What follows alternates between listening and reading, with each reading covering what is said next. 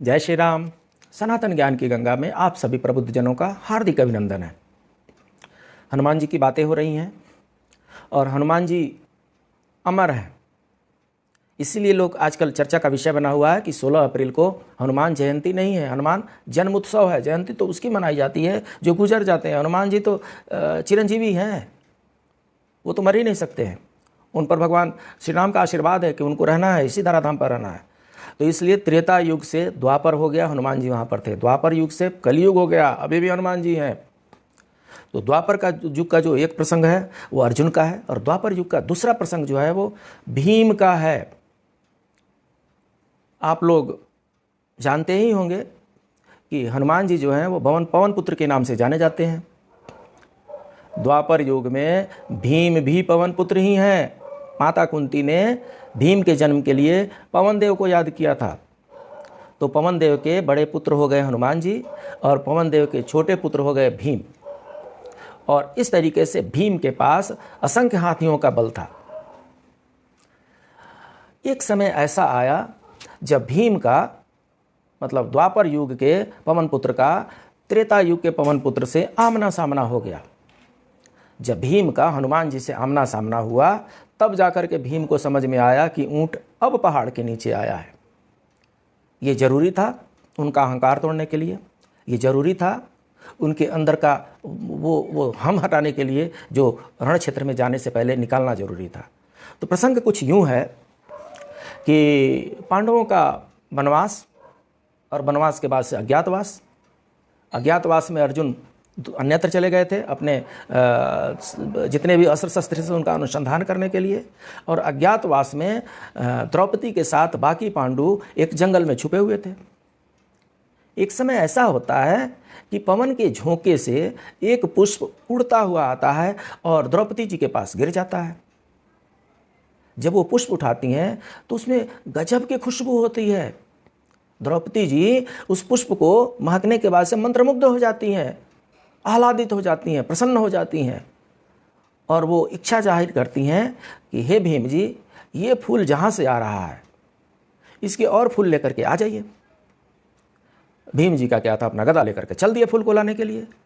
वो जिधर से खुशबू आ रही थी उस खुशबू को पीछे करते करते करते करते भीम जी एक जंगल के दरवाजे पर पहुंच गए। जब वन के दरवाजे पर पहुंचे तो भीतर घुसने लगे तो वो देख रहे हैं कि उस दरवाजे पर जो दोनों तरफ पत्थर है, उस पत्थर पर एक बूढ़ा बानर लेटा हुआ है। भीम जी ने कहा, हटो भाई बूढ़ा बानर, मुझे भीतर जाना है। बानर की कोई प्रतिक्रिया नहीं हुई। भीम जी फिर से बोले, सुना नहीं, मुझे भीतर जाना है पुष्प लाने के लिए, हटो बगल से, सामने से हटो। बानर ने फिर भी कुछ प्रतिक्रिया नहीं दी। तब भीम जी को गुस्सा आ गया। उन्होंने बोला, तुम हटते हो कि नहीं? तब बानर ने कहा, मैं वृद्ध हूं, बूढ़ा हूं, अशक्त हूं, उठ नहीं सकता हूं। आपको इतनी ही जल्दी है तो मेरी पूंछ साइड में कर दीजिए और चले जाइए। भीम को बहुत गुस्सा आया। उन्होंने बोला, आपको शायद पता नहीं है मैं कौन हूं। मैं पांडु पुत्र भीम हूं, गदाधारी भीम हूं। मेरे पास 1000 हाथियों का बल है और मेरा रास्ता रोके आप बैठे हुए हैं। वृद्ध बानर ने कहा, कोई बात नहीं, आप इतने शक्तिशाली हैं, हमारी जान करके बड़ी खुशी हुई। आप हमारा पूंछ हटा दीजिए और चले जाइए। भीम जी आओ देखे न ताओ, बायां हाथ उठाए और पूंछ पकड़ी और पूंछ पकड़ के हटाने लगे। अरे बाएं हाथ से वो जितने हल्के में लिए थे उसको ले करके भारी करते करते उनके बाएं हाथ से वो पूंछ टस से मस नहीं हुई। फिर उन्होंने सोचा चलो दाएं हाथ से प्रयत्न कर लेते हैं। फिर दाहिना हाथ से उन्होंने पूंछ पकड़ा और वहाँ से हटाना शुरू किए। हिल नहीं पाया वो पूंछ। उसके बाद से गदा नीचे रख दिए और दोनों हाथ से उस पूंछ को पकड़ करके और हटाने लगे। रत्ती भर नहीं हिली पूंछ। पसीने पसीने हो गए भीम जी। गुस्से के मारे लाल तो पहले ही थे, बहुत परेशान हो गए। जब टस से मस नहीं हुई वो पूंछ, तब उनको लगा ये कोई साधारण बानर नहीं हो सकता। उन्होंने बोला कि हे बानर, मैंने पूरा प्रयत्न कर लिया, आपका पूंछ हिला भी नहीं सका।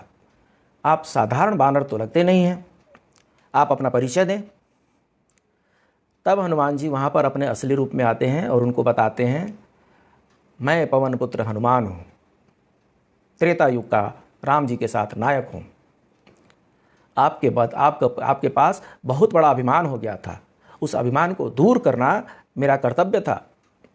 और दूसरी बात ये कि जिस रास्ते से आप भीतर जा रहे थे वो मानव लोगों का रास्ता नहीं है, वो देव लोगों का रास्ता है।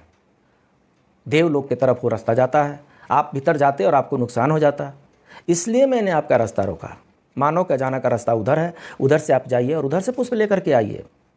भीम जी ने बोला, आप त्रेता युग के पवन पुत्र हैं और मैं द्वापर का पवन पुत्र हूँ, आप मेरे बड़े भाई हैं। झुक करके उनको नमस्कार किया उन्होंने। हनुमान जी ने उठा करके उनको गले लगाया और हनुमान जी भीम जी को गले जैसे लगाए, भीम जी के अंदर हनुमान जी की शक्तियाँ प्रवाहित हो गईं और भीम और बलवान हो गए। तो इस तरीके से हनुमान जी और भीम जी के मिलने से न सिर्फ भीम का अहंकार ही चूर हुआ, परंतु उनकी जान भी बच गई। जो रास्ता देवलोक के लिए था उस रास्ते में उनको जाने से रोका भी गया और साथ ही साथ हनुमान जी का आशीर्वाद भी मिल गया। हनुमान जी की शक्तियाँ भी उनके अंदर चली गई जो कुरुक्षेत्र में लड़ने के लिए आवश्यक थी। तो इस तरीके से हनुमान जी जब जब जहाँ जहाँ मिले हैं उन सबको कहीं ना कहीं से शक्तियाँ दिया है, आशीर्वाद दिए हैं। हमें भी कहीं अगर हनुमान जी मिलते हैं तो हमें भी वो शक्तियाँ देंगे। इसी भरोसा के साथ अब आज की कहानी इतना ही, फिर मिलते हैं अगली कहानी के साथ। तब तक के लिए जय श्री राम।